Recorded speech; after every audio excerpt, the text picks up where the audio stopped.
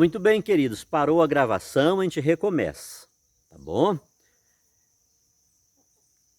Tem muita coisa lutando para a gente não prosseguir com esse trabalho, mas a gente vai prosseguir. Seja os pedaços, vamos entendendo aí, colocando as coisas no seu devido lugar, tá bem? Então a igreja, ela não nasce depois do livro, como é o caso do sistema protestante, que ele vai surgir depois do livro. Ele pega o livro, e aqui há algo extraordinariamente indelicado, o livro que não é dele, o livro que nasce na igreja, o livro que é chancelado pela igreja. Não há um livro na Bíblia, por exemplo, vamos abrir aqui o livro do Gênesis. Nos primeiros versículos do Gênesis, não há um versículo que diga, vamos lá, Deus dizendo, só a Escritura, olha, os livros da Bíblia serão Gênesis, Êxodo, Levítico, Número, Deuteronômio, Josué, papapá. Os livros do Novo Testamento serão, aí vai se dividir aqui, esses tantos livros serão os livros do Antigo Testamento. Aí depois os do Novo Testamento serão Mateus, Marcos, Lucas, João, Atos, Romanos, Coríntios e assim por diante. Não existe. Este trabalho quem vai fazer é a igreja. Repito-me, 393 no Concílio de Hipona, concílio de bispos, de padres, de papas. O papa não estava lá, mas ele mandou o seu legado. Parece-me que foram 2 legados do papa para participar daquele concílio. Aí antes que a Bíblia estivesse, que o livro estivesse codificado, a igreja, coluna e sustentáculo da verdade, a igreja através da palavra oral, a igreja através da palavra, das testemunhas oculares que estavam com Jesus à mesa semanalmente. Pegavam o pão, pegavam o cálice com o vinho, e com a autoridade, Jesus não escreveu, Jesus não me traz lá um pergaminho, que eu vou escrever para vocês o que é que vocês vão fazer. Vocês vão celebrar o culto deste jeito aqui que eu estou escrevendo para vocês. Por sinal, Jesus não mandou ninguém escrever nada. Aqueles escreveram por iniciativa própria, particular. Jesus disse, ide pregai. Jesus não disse, ide escrevei. Jesus não escreveu nada. Jesus oralmente disse, isto é o meu corpo, fazei isto. Isto é o meu sangue, façam isto em minha memória. Então, muito antes que São Paulo escrevesse este texto de 1 aos Coríntios, antes que ele escrevesse, antes que a Bíblia fosse terminada a sua lista, o seu cânone, a igreja já celebrava. Antes de Paulo se converter, a igreja já celebrava. Isto é o meu corpo, isto é o meu sangue, semanalmente, a partir da palavra oral, a partir da tradição, a partir daqueles que estavam à mesa com Jesus. Eles estavam naquele momento, queridos, os 12. E como eles sabiam que também iriam morrer, a morte deles era inevitável, e tudo indicava, e como foi, e com certeza eles presumiam isso, porque a sorte do mestre seria a sorte deles também, porque eles sabiam que a sua morte era iminente, e de forma trágica, como foi, eles estabeleceram sucessores para que fosse dada continuidade naquela tradição. É a sagrada tradição, é o sagrado magistério. Então a igreja, antes do livro, ela não nasce do livro. Hoje é fácil. Eu pego o livro, no qual eu não trabalhei, pelo qual eu nada fiz, pelo qual não pouco sequer eu sei da história, porque muitos sabem a história de forma deturpada. Muitos conhecem a história de forma prostituída, porque precisa ser assim. Precisa haver uma desconstrução, uma descontinuidade da verdade genuína, para que este sistema se possa estabelecer do seu jeito, da sua maneira, e falando a sua pseudo, a sua falsa verdade. Justamente para ir contra aquilo que está na origem, que está na sua gênesis, aquilo que está na raiz, aquilo que de fato aconteceu. Então, isto que eu crio, esta subjetividade, que eu faço a partir do livro, eu pego o livro, não, vai ser assim, e começam as traduções de Bíblia. Começam as traduções. Cada um faz do seu jeito, né? Cada um escreve da sua maneira, tira uma coisa, coloca outra, e o errado é a Igreja Católica. A errada é a Igreja Católica. Aquele texto do Apocalipse, quem tirar ou quem acrescentar, você está vendo a incoerência da situação? A incoerência. Quem tira, quem exclui, quem acrescenta não é a Igreja Católica. A Igreja Católica, ela guarda fielmente o patrimônio fidei. Tal qual São Paulo vai dizer, porque eu recebi do Senhor aquilo que vos transmiti. Eu não vos transmiti nem mais nem menos. Eu não subtraí nem acrescentei. A igreja guarda o patrimônio fidei. E entendam, queridos, por que da guerra contra a Igreja de Jesus. E digo mais uma. Se, como se diz por aí, e eu participei deste sistema, se a Igreja Católica Apostólica Romana não é a Igreja de Jesus, queridos, esqueçam, porque nenhuma outra pode ser. Se aquela que foi edificada pelo próprio Senhor Jesus, sob o fundamento dos apóstolos, se ela não é a Igreja de Jesus, não obstante, apesar do seu aspecto humano, e o aspecto humano da igreja, queridos, vocês sabem qual é. Mas não é só dela, não. Eu já fiz um comparativo e vamos ainda fazer mais. Em função aqui da Semana Santa, estou falando uma outra coisa. Depois prosseguiremos com isto. Já tracei um paralelo entre Lutero e Hitler. Eu estou pegando aqui um extremo. Porque Deus amou o mundo de tal maneira. Lutero queria matar, exterminar os judeus. E Hitler levou isto à plena realização. A plena realização. São coisas horríveis que tem. O que Lutero fez com a Bíblia, Hitler não deixou por baixo.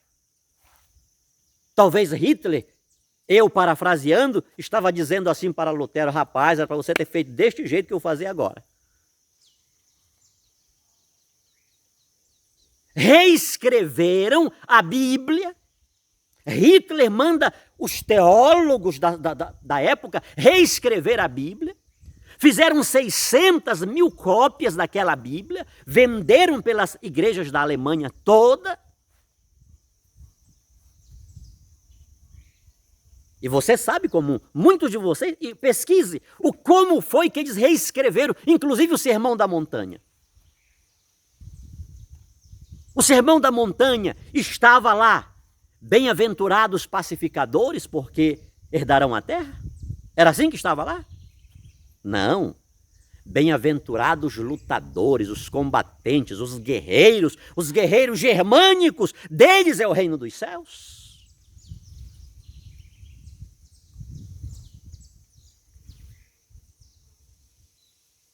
Por que a luta contra a igreja?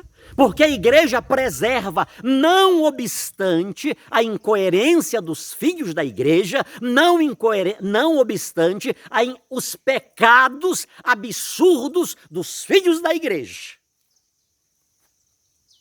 Mas ela preserva o patrimônio fidei. Ela preserva. Se a respeito de Jesus o mundo tem alguma coisa de sólido, é graças a esta igreja, que não obstante ser divina, ela também é humana. Não obstante ser santa, ela também tem seu viés pecador, porque eu sou pecador e você é pecador, e leia a oração de número 5 do missal. Leia lá, como é que diz a oração número 5 do missal romano.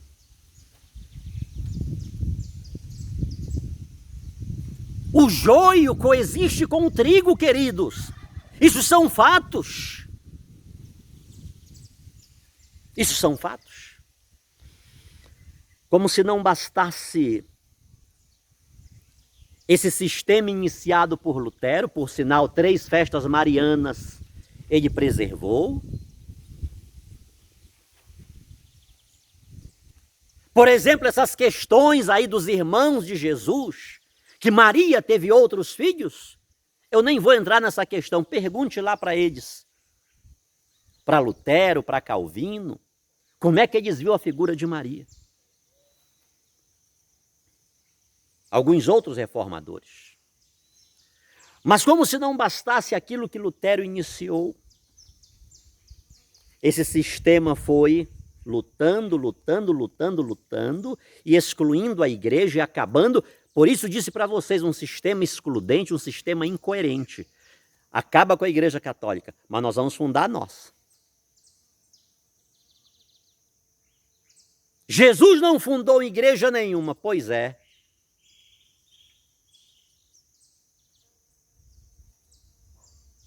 Nós vamos fundar a nossa. Cada um funda a sua. Aí tem verdade. Essas que estão estabelecidas, que todos os dias são fundadas, e não são clandestinas não, queridos. Tá? Porque eles vão a cartório, fazem o estatuto, todo como manda a legislação, eles vão lá ajeitar, tá ali, tá aqui o documento, tem dia, tem hora. Eu estive lá no cartório, teve as testemunhas, tá aqui, tem tabelião, tem advogado, tem corpo jurídico, tem tudo. Tá tudo, não está errado não.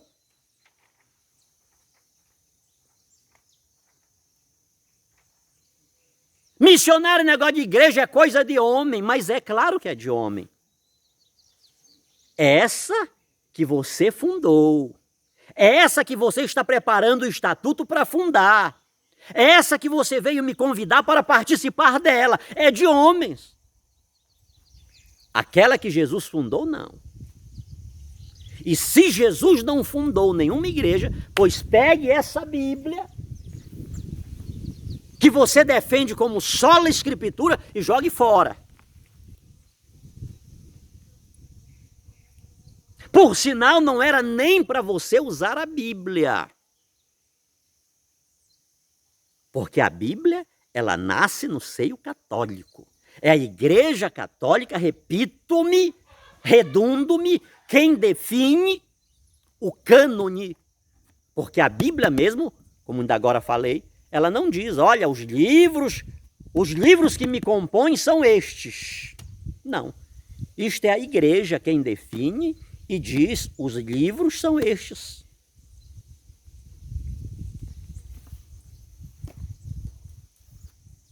Então não era sequer para você usar a Bíblia. Mas você usa a Bíblia muito bem. Agora, Se você usa a Bíblia e tem coragem de dizer Jesus não fundou nenhuma igreja, pegue e jogue fora, porque isso é incoerência extrema. Ou melhor, é cinismo mesmo, é pouca vergonha, é palhaçada, é hipocrisia, é usar a Bíblia para instrumentalizá-la. Usá-la como lhe convém. É tirar dela algum substrato para apoiar, para chancelar as suas ideias. E entre tantas coisas que foram tiradas, queridos, entre tantas coisas que foram subtraídas do patrimônio fidei da verdade de fé da igreja, que a igreja preserva, está este dia sublime, que começa com a missa do Crisma, quando os santos óleos são abençoados, os óleos que são usados na maioria dos sacramentos. No batismo, no Crisma, na unção dos enfermos, na ordem e por aí vai. Logo pela manhã, o bispo está consagrando os óleos que durante todo o ano serão usados. Por sinal, domingo de Ramos, queridos, domingo de Ramos. Nós pegamos as palmas, né?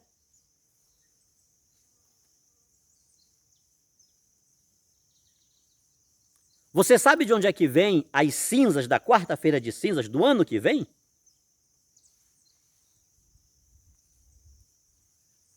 É desses ramos que são usados para festejar a entrada de Jesus em Jerusalém triunfantemente. As palmas da vitória. Jesus é o vencedor do pecado. Olhe bem, domingo de Ramos, sexta-feira, Jesus vai morrer. Mas no domingo de Ramos, o povo já está celebrando com ramos, com palmas, a vitória de Jesus sobre o pecado e a morte. Ele é vencedor. Ele vai vencer a maior consequência do pecado, que São Paulo dirá, o salário dele é a morte. Então a igreja no domingo de Ramos, ela já está cantando. Claro que isto aqui é uma tomada cristã. Porque diante dos eventos acontecidos, o domingo de Ramos já diz: apesar da morte, apesar da dor, apesar do calvário, apesar de todas as peripécias que vamos enfrentar, eu já sou vitorioso. Jesus disse: no mundo tereis aflições, mas tende bom ânimo. Tendes bom ânimo, eu venci. Então o cristão é aquele que chora, é aquele que geme, é aquele que morre com um ramo de palmeira na mão. É aquele que morre com a vela acesa na mão, dizendo: eu morro, mas eu não perco a minha fé em Jesus Cristo, que é a luz do mundo. Eu morro, mas sei que ressuscitarei, porque o meu Jesus ressuscitou, ele venceu a morte. A morte não é o fim, é o começo. Então observe, queridos, no meio de toda essa reforma, que podemos chamar de deforma, o ser humano vai lá e diz: risca essa quinta-feira. Tire a Eucaristia. Por sinal, esta Semana Santa, a partir de hoje, existem várias igrejas ditas evangélicas, deturpadamente evangélicas, que estão reunindo-se em retiros. E as pessoas lá pegam uma folha de papel e mandam os outros repetir: diga comigo, eu renuncio à Eucaristia. E se você não disser, alguém está olhando, está vigiando pelo lado. Ei, levanta daí, você tem que dizer. Você tem que repetir. Calma aí, recomeça tudo, porque o fulano aqui não diz. Isso é coisa de Satanás. A Eucaristia é Jesus. Foi ele que disse: isto é o meu corpo, isto é o meu sangue. Façam isto. E você, meu irmão católico, pelo amor de Deus,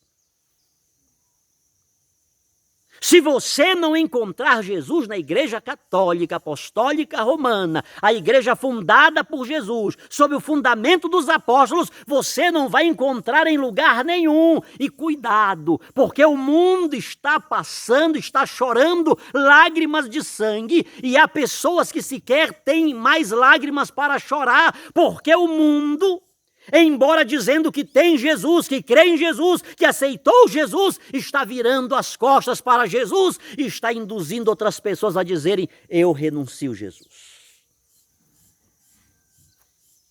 Porque o Senhor Jesus, na noite em que foi traído, tomou o pão e, tendo dado graças, o partiu e disse: tomai e comei, isto é o meu corpo, que é dado por vós.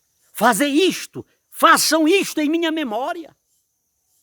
Porque todas as vezes que comerdes este pão e beberdes este cálice, anunciais a morte do Senhor até que ele venha. Não esqueça, isto era quinta-feira à noite, ou seja, já era sexta-feira. Porque a sexta-feira judaica começa às 6 horas da tarde da quinta.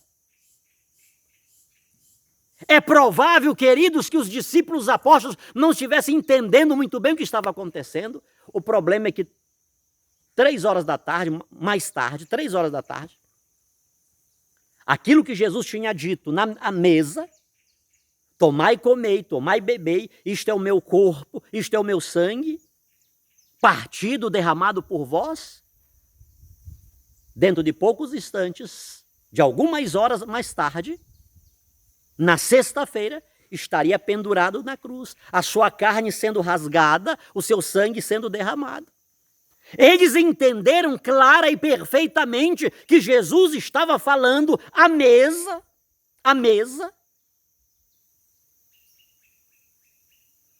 o que se daria daqui a pouco com ele, algumas horas mais tarde. E ainda ali ele diz: e um de vós vai me trair. Os 12 ficaram: mas sou eu? Cada um por seu turno perguntava: será eu, será eu, será eu? É aquele que está comigo. Hoje é o dia. Não é à toa que quando o rito romano foi estabelecido no século IV e V, a quinta-feira era o dia da reconciliação dos faltosos. Eles reconciliavam-se com a igreja para que pudessem celebrar a Eucaristia, para que pudessem celebrar o tríduo pascal com grandes frutos. Então, hoje é o dia dos Judas, dos filhos da igreja, daqueles que Jesus chamou. Não olhe para ninguém, olhemos para nós. Não olhe para ninguém, queridos. Batamos no peito e digamos: por minha culpa, por minha tão grande culpa. Porque eu estou falando mal daquele político ladrão que lá está, mas a hora que eu chego lá eu faço pior que ele. E me digo cristão. Eu estou falando mal daquele juiz que é um vendedor de sentença, mas assim que eu terminar o meu curso de direito, assim que eu passar nesse concurso e eu também me tornar um promotor, um juiz, eu farei coisas piores. Por isso Jesus diz: um de vós. São Paulo diz, lá em Atos no capítulo 20, eu sei que depois da minha partida surgirão lobos cruéis que não perdoarão o rebanho. E dentro de vós mesmos, é do meio de vocês. É o lado pecador, é o lado humano. É a universalidade da igreja, a catolicidade da igreja, é aquela grande rede que pega peixe de todos os tipos, de todas as maneiras.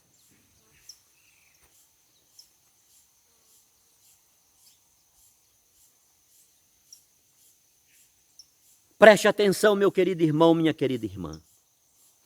Se você, se eu, se queremos evitar as grandes tragédias que ainda estão por vir, nunca renuncie Jesus. Nunca renuncie à Eucaristia. Nunca vire as costas para Jesus, achando que agora você está de frente para Jesus, agora você acolheu Jesus, agora você aceitou Jesus. Não, queridos. Pensemos seriamente nisto. Pensemos seriamente nisto. Porque muitas daquelas pessoas que dizem, eu aceitei Jesus, eu tenho Jesus, Jesus é o meu Salvador, eu estou salvo, eu sou cheio do Espírito Santo, eles pegam Jesus, fragmentam Jesus, dissociam Jesus daquilo que ele estabeleceu, daquilo que ele instituiu. E ainda levam milhares de pessoas a virar as costas para Jesus. Eu quero Jesus, mas do meu jeito. Sou eu que o confecciono, sou eu que o domestico, sou eu que o instrumentalizo como eu quero. Não, aquele negócio de Eucaristia de Quinta-feira Santa, isso eu não quero, não. Por sinal, o Jesus da sexta-feira eu não quero, não. Eu quero domingo, o Jesus glorioso, o vencedor, o que ressuscitou. Esse eu quero. Aquele outro lá, deixa para lá. Não quero, não.